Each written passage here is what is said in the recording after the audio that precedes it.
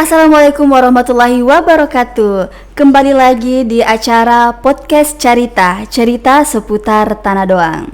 Ya, bersama saya Kak Mia akan menemani teman-teman cerita selama beberapa menit ke depan. Ya, jadi teman-teman cerita, hari ini kita kedatangan bintang tamu yang luar biasa. Beliau merupakan qori nasional dan muadzin di Masjid Istiqlal. Jadi beliau merupakan Ustadz Syawal Mubarak, atau yang kita kenal dengan Ustadz Daeng Syawal. Tempat tanggal lahir 31 Maret tahun 1993. Adapun jenjang pendidikan beliau, SD di SDN Benteng 1 tahun 2005, kemudian SMP di Darul Muttaqin Kolo-Kolo tahun 2008, dan SMA di Pondok Pesantren Babus Salam Al-Muhtariyah Kepulauan Selayar. Beliau kuliah di Kampus Ilmu Quran Tafsir Jakarta di di Perguruan Tinggi Ilmu Quran dan Tafsir Jakarta tahun 2015, dan sekarang beliau aktif mengisi kajian keagamaan di Masjid Jannatin Marinir di Cilandak, Jakarta Selatan. Langsung saja kita sapa narasumber kita yang luar biasa. Assalamualaikum warahmatullahi wabarakatuh. Waalaikumsalam warahmatullahi wabarakatuh. Bagaimana kabarnya Ustaz? Alhamdulillah sehat. Semoga Kak Mia juga sehat selalu. Alhamdulillah, suatu kebanggaan untuk saya sendiri Ustadz bisa menemani kita di acara podcast cerita seputar Tanah Doang. Terima kasih Ustadz. Cerita apa itu cerita? Cerita seputar Tanah Doang. Iya, singkatan dari cerita seputar Tanah Doang. Padahal cerita itu juga masuk dalam kategori bahasa Selayar. Iya, benar sekali Ustadz. Jadi ini khasnya. Ya kan, banyak cerita. Ya. Ya. Banyak kesibukan ya selama kita kembali ke kampung halaman. Alhamdulillah. Dipanggil kiri kanan setelah menjadi juri di acara Festival Dai Sulawesi Selatan kemarin ya Ustadz. Alhamdulillah, kita terima kasih untuk adindaku Aksa ya, dan juga segenap panitia, terkhusus untuk LTTV Selayar Tanah Doang. Masya Allah, luar biasa. Dan untuk penduduk masyarakat Selayar, wajib hukumnya untuk mensubscribe nih. Oh iya, jangan lupa follow dan subscribe channel YouTube Lembang Tanah Doang TV. Oke Ustadz, kemudian bercerita mengenai kehidupan Ustadz Daeng Syawal ini. Bisa Ustadz mungkin berbagi dengan kita semua bagaimana latar belakang kehidupan Ustadz Syawal sebelum Ustadz Syawal bisa menjadi sesukses sekarang ini? Bismillahirrahmanirrahim. Allahumma shalli ala sayyidina Muhammad wa ala ali sayyidina Muhammad. Latar belakang kehidupan saya gimana ya? Orang tua saya seorang petani. Mama ibu rumah tangga. Dan kita hidup sebagai keluarga yang sederhana. Ya, alhamdulillah, dan memang karena semangat juang yang ingin betul-betul mendalami Al-Quran, mau berkiprah di pokoknya keluar daripada zona nyaman. Jadi prinsip kita itu adalah tidak ada zona nyaman dalam perubahan, dan tidak ada perubahan dalam zona nyaman. Tidak ada zona nyaman dalam perubahan. Tidak ada perubahan dalam zona nyaman. Masya Allah, luar biasa sekali prinsip dari Ustadz Daeng Syawal. Dicatat, like, share, and subscribe. Coba diulang Kak Mia dulu. Apa tadi? Apa Ustadz? Tidak ada zona nyaman di dalam perubahan, dan tidak ada perubahan di dalam zona nyaman. Iya, luar biasa. Contohnya yang mana coba? Jadi contohnya, kalau misalkan kita anak-anak kecil dulu, ketika kita masih kecil, dia itu berapa kali jatuh waktu dia belajar berjalan? Apakah jatuh itu sebagai zona nyaman? Tidak. Jatuh ya. Tapi karena jatuhnya itulah maka ada perubahan. Ada perubahan ya Ustadz dalam jadi tidak ada zona nyaman dalam perubahan, tidak ada perubahan dalam zona nyaman. Andaikan dia nggak mau keluar daripada zona nyaman, ya duduk-duduk aja, nggak bisa nanti berjalan, nggak bisa lari. Dan kemudian tidak ada perubahan. Nggak ada perubahan. Oh iya, luar biasa. Maka kita harus berubah, kita harus bergerak. Al-harakah barokah. Bergerak itu adalah berkah. Masya Allah. Kurang lebih begitu. Ya, begitulah kita dari keluarga sederhana, alhamdulillah. Karena semangat aja, dan juga di rumah kan ada TPA, belajar mengaji anak-anak. Alhamdulillah, itu mungkin salah satu keberkahan daripada ilmu yang diajarkan kepada masyarakat atau anak-anak yang berada di Selayar. Oh ya, kalau boleh tahu Ustadz, TPA yang ada di Romata apa namanya Ustadz, dan kemudian siapa yang sekarang aktif mengelola TPA tersebut? Sekarang Mama yang ngajar. Oh, Masya. Mama yang ngajar, dan kalau dulu saya di TPA ada di Al Amanah di anunya Pak Hamis Siki almarhum. Di Bentel 5. Kita di situ belajar. Selain di rumah juga kan ada yang namanya, biasa kan kalau misalkan anak atau cucu itu nggak mau belajar di rumah sendiri. Iya. Karena nanti manja ataupun apa, makanya saya pindah dari situ. Iya. Kita ke rumahnya Pak Hamis Siki. Jadi supaya ada perubahan, Supaya kita pindah dari zona pindah, nyaman ya, harus ke Pak almarhum ya. Almarhum. Untuk menuntut ilmu ya. Kemudian Ustadz, apa yang menjadi motivasi Ustadz Syawal yang menjadi faktor utama untuk terjun di dalam dunia dakwah atau di dunia religi keagamaan seperti yang Ustadz Syawal jalani sekarang ini? Dulu sampai sekarang pun saya lihat di semua masjid-masjid ataupun radio ya, itu diputarnya kasetnya Kiai Haji Muhammad ZA. Yang di masjid-masjid, tarhimnya beliau, ngajinya beliau, murotalnya beliau. Andaikan ada azan yang online istilahnya atau yang pakai kaset, maka azannya beliau juga yang diputar. Nah, saya jadi tertarik juga. Ini hebat banget ini orangnya nggak ada di sini, tapi suaranya terdengar di mana-mana. Oh iya, benar sekali Ustadz. Kalau boleh tahu tarhim itu apa Ustadz? Tarhim itu yang as-salatu wassalamu alaik ya imam al-mujahidin ya Rasulullah.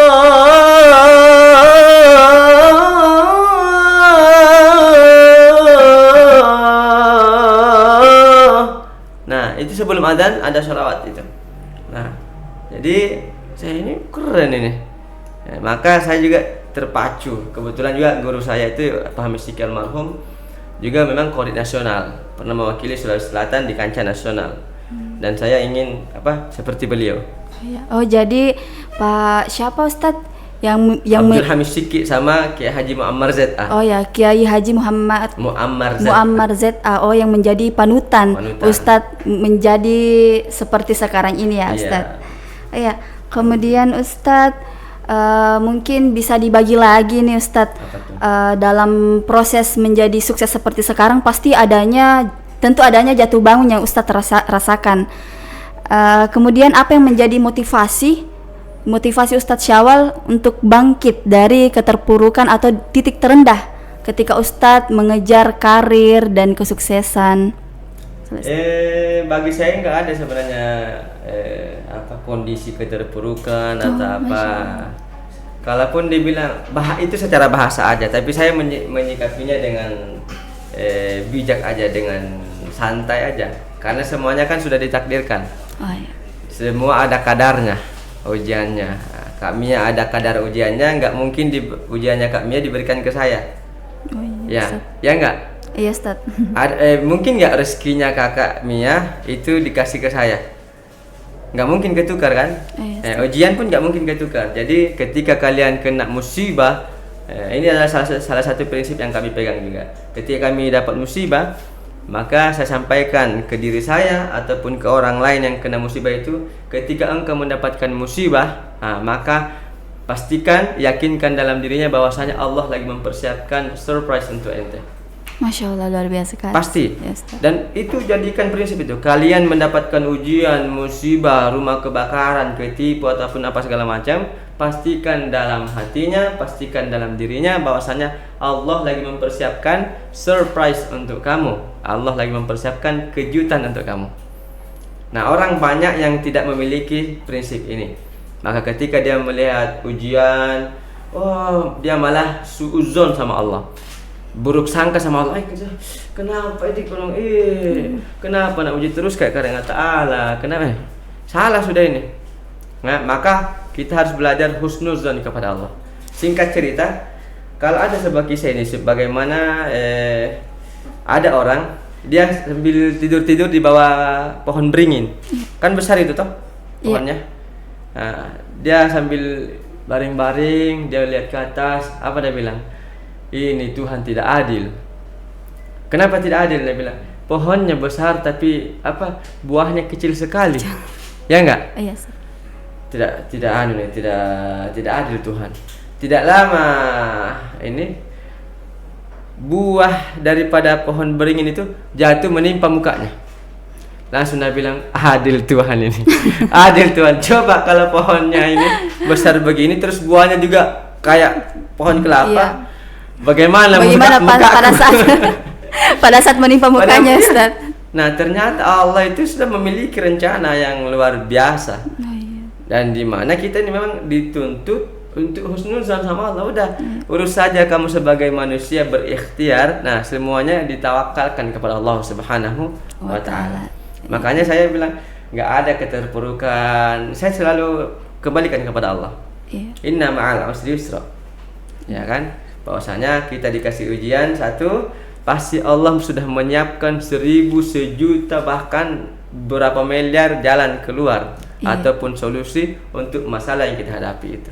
Iya, sekali. Jadi santai Ji, kehidupan dunia Ji ini toh. Iya, santai Ji dunia Ji ini, teman-teman cerita dunia Ji. Tapi Ustadz kan begini, karena saya juga merupakan dulu di tahun 2016 ya, kalau saya mau flashback nih Ustadz, saya kan juga salah satu peserta MTQ tingkat provinsi dan pernah melihat Ustadz di saat itu. Dan Ustadz kalau tidak salah di ini sama Kabupaten Maros ya. Oh, di Baru. Oh ya, di Baru, waktu di Baru Ustadz. Kan Ustadz ini banyak mengikuti event atau lomba sebelum menjadi sukses sekarang. Dan bisa mungkin Ustadz dibagi pengalamannya, apakah ada begitu pengalaman-pengalaman yang tidak sesuai realita, tidak sesuai yang Ustadz harapkan begitu, tidak sesuai ekspektasi tak? Apa ya? Banyak sih, cuman kalau misalkan saya dipesan sama guru saya, kata Prof. Nasaruddin Umar, selaku Imam Besar Istiqlal, mantan Wakil Menteri Agama, beliau berpesan begini, kalau kalian kemana-mana terus ada rasa dalam hati ingin dimuliakan atau bahkan minta dimuliakan, maka itu adalah istidraj. Istidraj itu nikmat, bala atau malapetaka atau ujian yang dibalut dengan sebuah nikmat. Nikmat, oh iya. Ibaratnya racun isinya, tapi kemasannya madu. Cantik nggak? Cantik. Cantik. Tapi hati-hati, itu racun. Maka kata guru saya, ya kemana-mana santai saja, nggak usah minta itu. Jadi kalaupun bagaimanapun ininya panitia ataupun karir kita ini, memang takdir kita segitu, nggak usah ngarap-ngarap banyak. Karena ya itu rezeki kita mungkin tertukar. Ya kalau pengalaman banyak banget, alhamdulillah. Dulu kami pernah kejadian ditipu juga banyak. Di panitia, ada juga panitia di Sumatera sana. Itu sampai polisi hampir turun tangan gara-gara mau ini acara dakwah nih. Oh iya. Tapi karena terjadi pemukulan, akhirnya polisi hampir turun tangan. Itu di tahun berapa itu Ustaz? 2 tahun lalu. 2 tahun lalu. Saya sampai jam 2 malam. Jam 2 malam dibangunkan sama resepsionis hotel. Assalamualaikum Ustaz. Begitu saya bangun, saya bilang, Ustaz, ada tamu Ustaz. Siapa tamu malam jam 2 malam? Ya, kita mau tahajud bareng kah? Begitu kita buka, ternyata orang tua yang dipukul sama panitia yang lain. Jadi Masya Allah, ini panjang ceritanya kalau kita ceritakan secara lengkap. Itu waktu event lomba Ustaz? Bukan, event saya ngisi lagi safari dakwah. Safari dakwah. Safari dakwah ke sana. Dan saya sampaikan kepada panitia ataupun yang lain, ya karena yang ditipu kan daeng sebenarnya, tapi yang mukul panitia. Iya. Padahal saya juga mau larang juga, tapi kalau misalkan saya ada di situ mereka nggak mau mukul. Begitu saya keluar, dihantamnya lagi nih. Jadi ya suka duka dakwah banyak juga ya. Cuman kita sampaikan kepada panitia, kepada ini, udah tenang aja, Allah lagi mempersiapkan surprise untuk kita. Luar biasa. Gitu aja kita ini untuk menghibur hati supaya ini ya begitulah dakwah.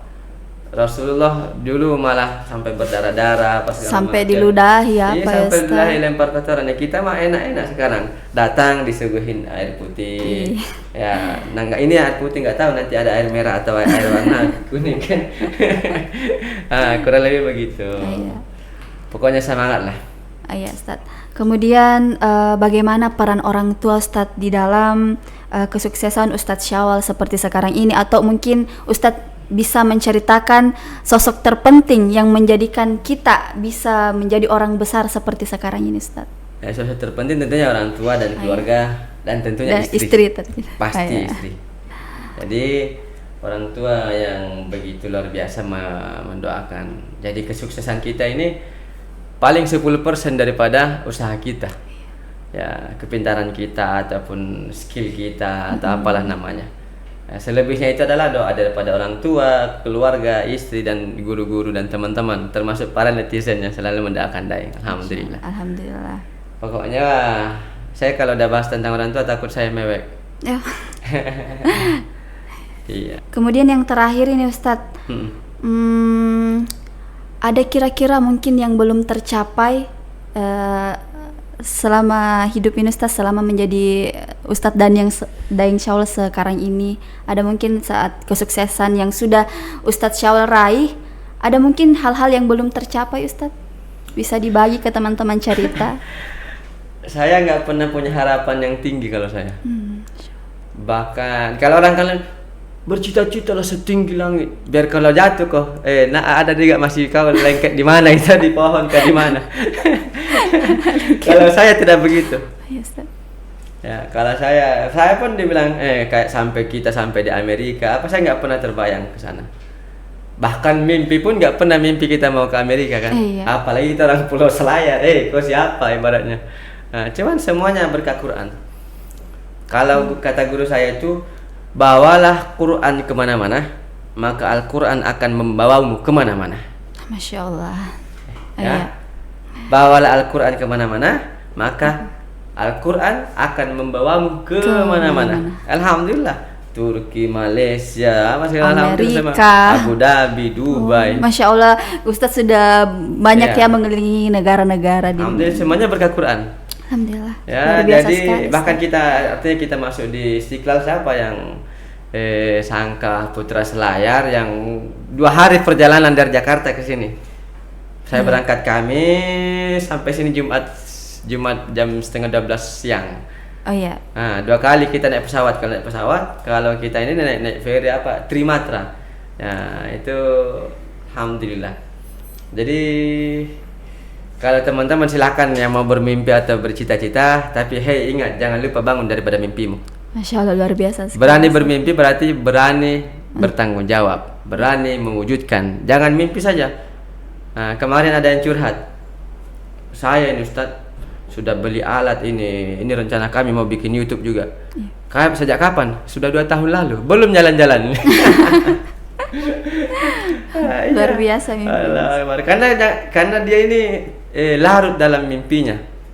Kalau kita langsung action, jalan terus, maju pantang mundur kan. Jangan hanya banyak keinginan ya Ustadz, harus action. Jadi ada action.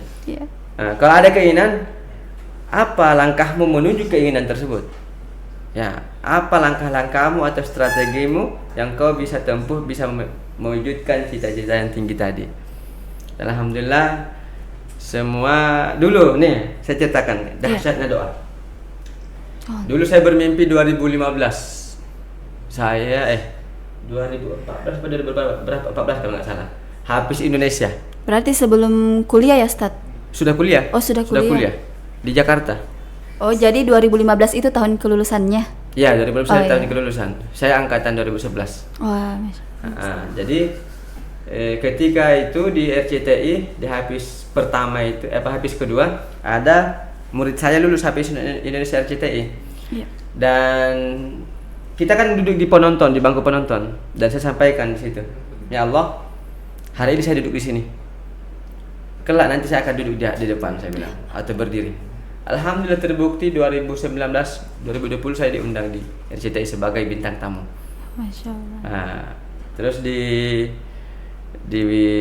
Istana Negara juga. Masya Allah, luar biasa sekali. Istana Negara kami waktu itu 2000 berapa gitu juga, 2016 berapa? Di Istana Negara itu Istana Negara sebagai apa, sama Ustaz? presiden. Kami waktu itu membaca Barzanji Barasanji. atau sholawatan lah di sana. Tapi waktu itu kami sebagai tamu waktu 2014 apa 2000, lupa saya. Ya, seperti itulah, Ustaz. Dia waktu itu yang baca Quran Syamsuri Firdaus, teman saya. Masya Allah, Korea internasional. Ya, Korea internasional. Dia baru pulang dari Singapura waktu juara 1 di sana, diundang ngaji di Istana Negara. Saya berbisik dari sini, saya bilang, saya duduk di sini hari ini, nanti saya duduk di depan juga. Masya Allah. Alhamdulillah 2020 juga terkabul juga. Kamilah orang pertama yang baca Barzanji di Masjid Istana Negara. Jadi ucapan-ucapan seperti itu adalah doa ya, Ustaz? Adalah doa. Makanya kan nama adalah doa, ucapan adalah doa, maka perbaikilah lisanmu. Oh iya, perbaiki lisan karena lisan adalah doa. Iya. Maka pikiranmu adalah takdirmu. Iya, Ustaz. Pikiranmu adalah takdirmu. Karena pikiran inilah, maka keluarlah lisan, keluarlah doa, maka itu akan menjadi takdirmu. Masya Allah, luar biasa sekali narasumber kita siang hari ini ya, Alhamdulillah. teman-teman Carita.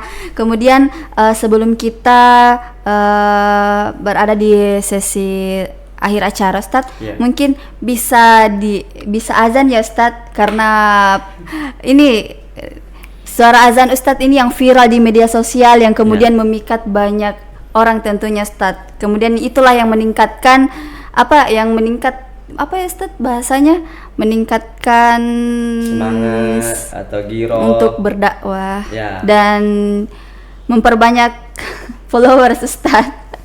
Jadi sebenarnya begini, saya terinspirasi daripada misalkan kayak setiap ada azan Makkah, azan Madinah, azan Syekh Syekh Rashid, kok nggak ada juga yang ini dari dulu itu lagi kan? Yeah. Macam tak ada lagi yang ini atau yang terbaru kah? Maka saya sambil bersenandung cari-cari, ternyata alhamdulillah ketemu lah itu yang Kurdistan itu, Kurdi. Ya, ini azannya full atau setengah aja, yang hayal solanya aja ya? Iya, Apa gimana? Dari senyamannya Ustadz saja. Bagaimana? Nanti kalau kita azan full dikiranya azan asar nanti.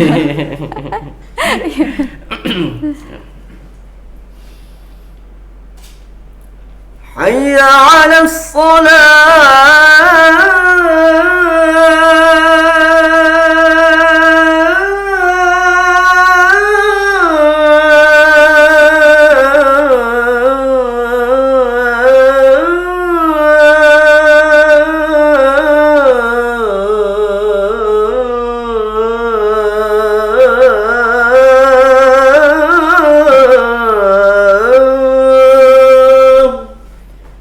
kurang lebih seperti itu, Kak Mia. Iya, terima kasih banyak. Salahnya lagi Ustadz bindeng. Syawal. Ya, baik teman-teman Carita, itulah tadi sesi perjumpaan saya sebagai host di podcast Carita siang hari ini bersama Ustadz Syawal. Terima kasih banyak Ustadz atas waktu dan kesempatannya dan sudah menghibur teman-teman Carita tentunya, Ustadz. Sebelumnya Ustadz mungkin bisa diperkenalkan sosial media mungkin yang bisa teman-teman Carita follow untuk bisa mengikuti update-update terbaru, info-info terbaru dari Ustadz. Siap. Teman-teman para pemirsa LTTV Tanah Doang Selayar, ya, Kabupaten Kepulauan Selayar, yang ingin mengikuti Daeng bisa diklik Daeng Syawal Mubarak atau Syawal Mubarak saja, nanti keluar semua itu video-video kami. Di YouTube ada, di TikTok ada, di Instagram ada. Ya, insyaallah. Ya, kemudian apa terakhir Ustadz yang bisa Ustadz ulangi prinsip hidup Ustadz yang tadi tidak ada perubahan? Tidak ada perubahan dalam zona nyaman dan tidak ada zona nyaman dalam perubahan. Ya, itu tadi prinsip hidup dari Ustadz Syawal, teman-teman Carita seputar Tanah Doang. Jadi hikmah atau pesan yang bisa kita ambil dalam podcast Carita siang hari ini yaitu tetaplah berhusnuzan kepada Allah dan jangan berburuk sangka, ikuti alur hidup ini saja karena Allah adalah penulis skenario terbaik tentunya teman-teman Carita. Dan jangan lupa untuk senantiasa dekat kepada Al-Quran karena Al-Quranlah yang akan membawa hidupmu terang benderang. Al-Quranlah yang akan membawamu lebih jauh daripada mimpi kalian. Amin, iya. insyaallah. Ya, sekian dari saya, Kak Mia, dan jangan lupa follow, subscribe channel YouTube Lembang Tanah Doang TV Selayar. Terima kasih. Wassalamualaikum warahmatullahi wabarakatuh.